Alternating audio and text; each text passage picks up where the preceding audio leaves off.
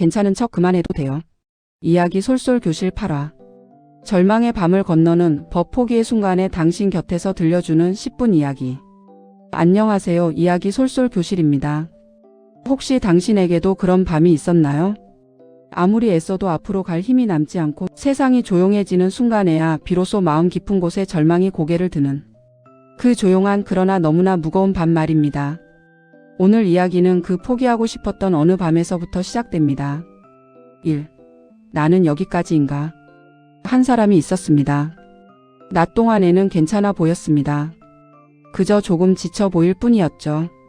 하지만 일을 마치고 집에 돌아와 불을 끄자 그 사람은 문득 이런 문장을 속삭였습니다. 이제 더는 할 수 없을 것 같아. 아무도 보지 않는 어둠 속에서는 사람이 가장 솔직해지고 가장 약해지고 가장 진실해지죠. 그날 밤 그는 정말로 끝이라고 생각했습니다. 머릿속은 온통 포기라는 단어로 메워졌어요. 그런데 이상하게도 그는 포기하고 싶은 마음과 동시에 하지만 그럴 수는 없어 라는 아주 조그마한 목소리를 함께 들었습니다. 마치 깊은 바닷속에서 들려오는 미세한 물결 소리처럼.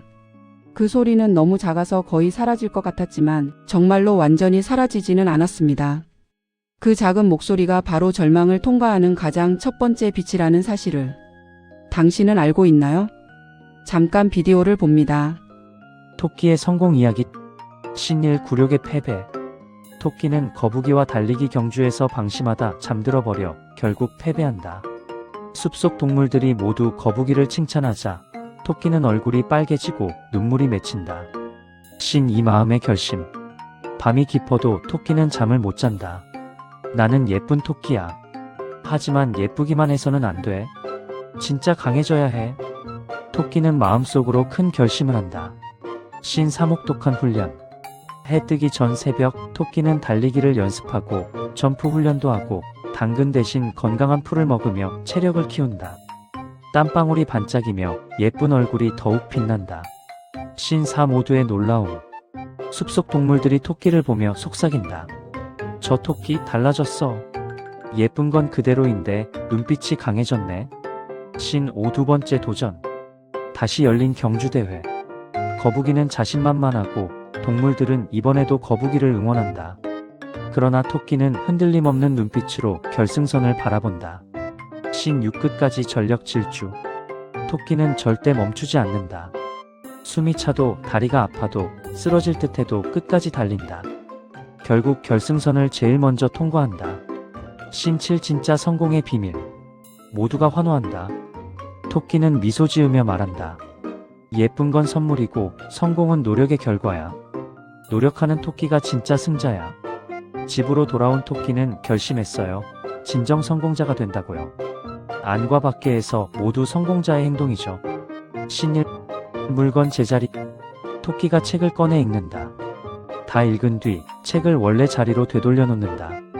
마치 사용하지 않은 것처럼 깔끔하게 정리하며 작은 미소를 짓는다. 신 2 화장실 청결. 화장실을 사용한 후 토끼는 1분 동안 청소를 시작한다.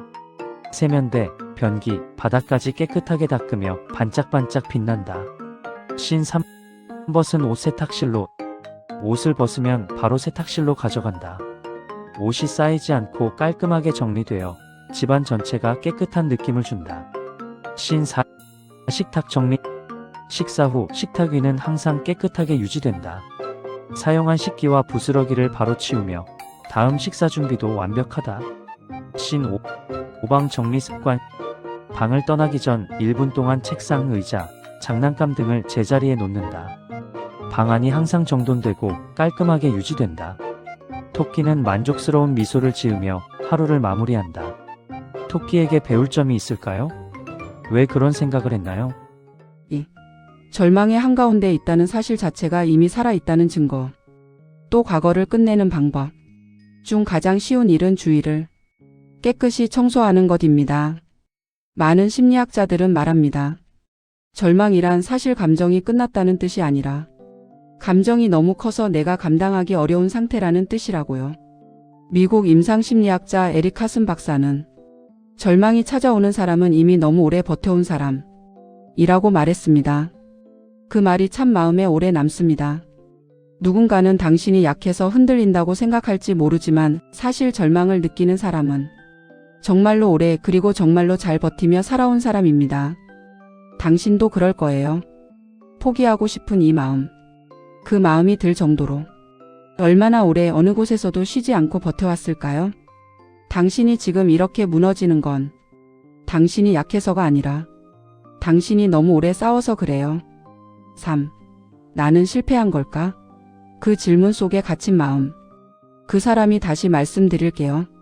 절망의 밤을 지나고 다음날 그는 회사로 향하는 지하철 안에서 문득 이런 생각이 스쳐 지나갔습니다. 나는 왜 이렇게 늘 같은 자리에 서 있는 것 같을까? 나는 실패한 건가? 그리고 그 순간 그는 고개를 아주 천천히 들었습니다. 지하철 유리창에 비친 자기 얼굴이 너무 낯설었거든요. 슬픔이 얼굴에 아슬아슬하게 걸려 있는 사람. 그저 버티느라 하루를 밀어가는 사람. 그러다 그가 문득 떠올린 말이 있습니다. 실패는 끝이 아니라 내가 더 나아가려 했다는 흔적이다. 그는 누가 한 말인지 기억조차 못했지만 그 한 문장이 갑자기 마음을 붙잡아 주었습니다. 심리학에서는 이것을 재해석의 힘이라고 부릅니다. 같은 상황을 바라보는 시선을 살짝만 바꾸어도 사람의 감정은 완전히 달라진다고 해요. 그는 지하철 창에 비친 자신의 눈에 아주 작게나마 다시 생기가 도는 걸 보았습니다.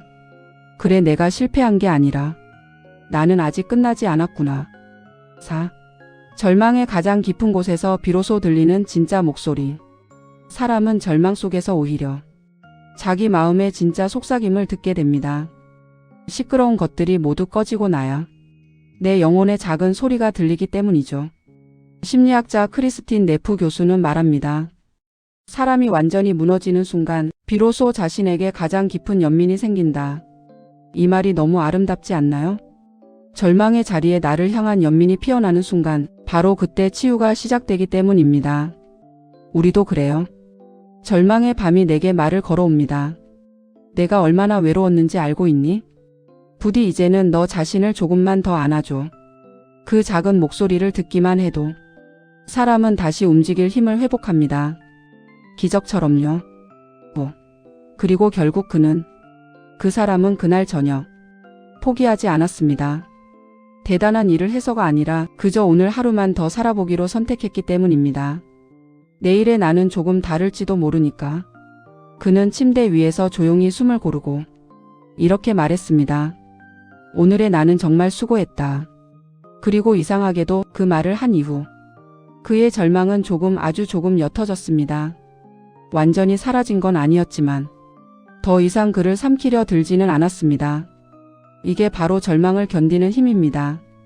거창한 성공이 아니라 작고 조용한 선택, 한 번의 호흡, 한 문장. 그것들이 사람을 다시 일으킵니다. 6.